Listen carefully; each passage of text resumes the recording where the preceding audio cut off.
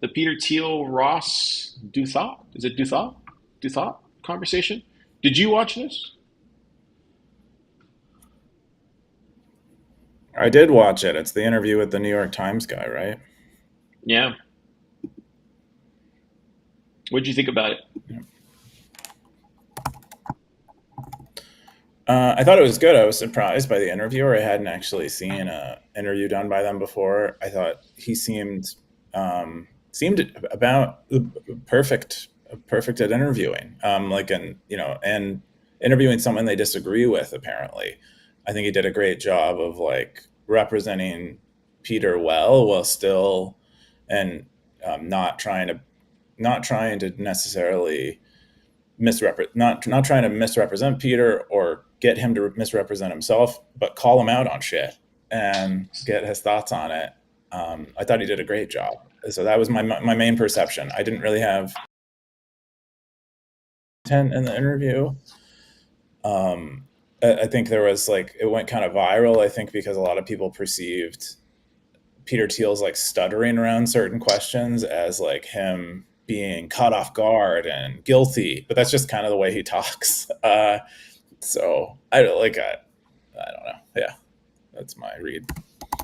Yeah, I thought the same thing too. Because when I saw the interview, I had never seen that guy interview before. But I quickly recognized the same thing you did. Was like, oh wow, he's like he's not just kind of rolling over for Peter Thiel. He's like clapping back on some of these, but being in a respectful way.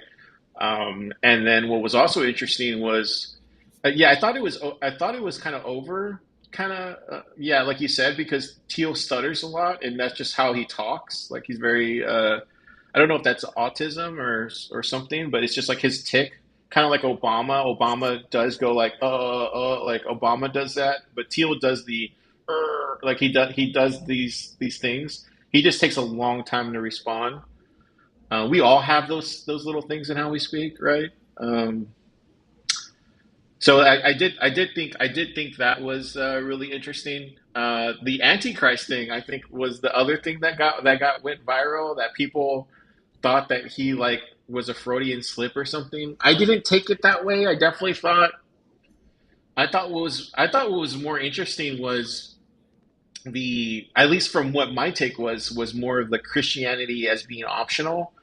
That was more my kind of take, was from Teal kind of showing his hand a little bit about that, but I don't know if that is how he feels about it.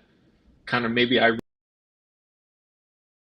interviewer interview interviewer got out of him, but I thought the whole Antichrist thing was not too too crazy. It was just crazy that I think the more crazier thing was that he wanted to talk about that.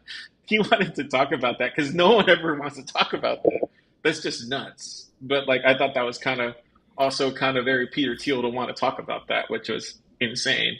But I like crazy shit like that. Anyways, Yeah, if you're into the Antichrist stuff, I highly recommend or Peter Thiel's thoughts on the Antichrist and what the Antichrist might be, in the context of modern life.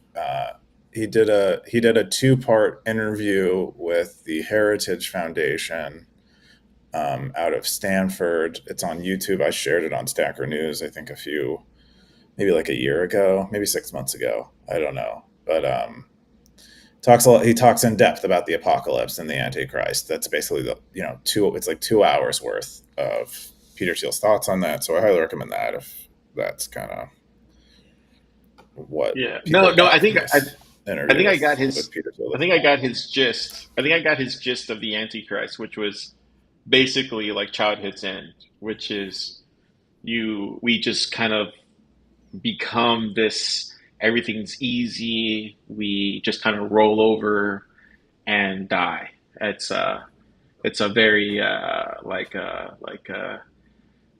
Uber Eats gets delivered to us, we get picked up. I mean, it's already kind of happening. It's like a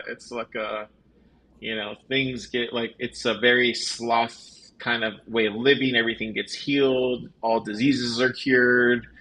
um We have robot girlfriends. Like it's a, you know, it's like childhood zen. It's like everything gets fixed. You don't have to worry about food any. Like there's no like housing's fixed. It's just everything's resolved. There's no one starves. There's no hurt. Like it's just yeah, it's like childhood zen. And then that's the Antichrist. That was his take of who the Antichrist is, which I thought was like, oh wow, that's kind of cool. I never thought of it like that. I think he has he you know I think he puts forward like several theories as to what the Antichrist is. I hadn't heard that one from him, so that one's new, and I probably missed that part of like I wasn't paying attention very closely during that part of the interview. But the one with the Heritage Foundation that he did is he proposed two potential antichrists, and one of them is I think like sort of the technological version that you're talking about, where things get really advanced and that leads to bad things in some way. And in that case, he was talking about AI and super intelligent AI and what that means and nuclear technology, that kind of stuff. And Yeah, then he said, but then there's like this other side is like maybe if you want to prevent that antichrist from rising, the technology antichrist from rising, then you need maybe an authoritarian world government to stop that from happening, and then that's the antichrist. And so that was kind of the way he framed it, but I missed the part where like how he described it in this interview. it's kind of interesting. I posted this other post this week with let me see if I can find it. Well, I won't find it, but I posted this other article this week with it was like the last letter that Arthur C. Clarke wrote to C.S. Lewis. I posted in the alternative territory, I think, and because they were pen pals, and it was about good and evil and stuff like this, and uh, and it's kind of what you're saying about like Peter Thiel, and I think maybe Peter Thiel's. I have to go watch that Stanford thing. I'll check it out. But it kind of, I guess, what Peter Thiel's saying, like in order to prevent what the childhood's ending is, you need an authoritarian regime so rebels can rally against it. Like you need the good and bad side. You need the good and evil side, always perpetuating through time. You need like the Star Wars type of you need that kind of timeline basically, and that's how you and that's just the way of the world. Like you need that type of and then Arthur C. Clarke is basically telling that to C.S. Lewis because C.S. Lewis was a Christian and he believed in like those type of things, and then Arthur C. Clarke was very much like a in the article at least it was saying that he was like a Buddhist or believed in like that type of thing and like all that kind of stuff. But basically, like I guess what you're saying is Peter Thiel's saying that you need both. You need good and evil. You need both sides for humans to develop. I guess I don't know. Hmm. I wonder if he would say that. I'm not really sure, but it's interesting you bring up Star Wars because that is effectively kind of what happened in Star Wars, where they kept talking about bringing balance to the Force and trying to find good Jedi's, and then really what they do is end up inventing or yeah, more or less creating Darth Vader, like the darkest, worst Jedi. And so they're in their attempts to bring more good because they thought the balance was bad. They actually ended up to balance it. They made more bad, not more good.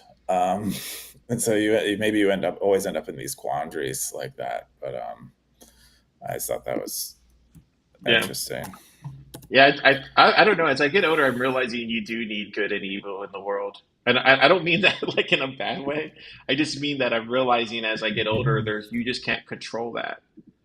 Like I mean, it's not that you can't control. I mean, you can control what you can do, but I think you do have to pick a side, and it's okay if people choose evil.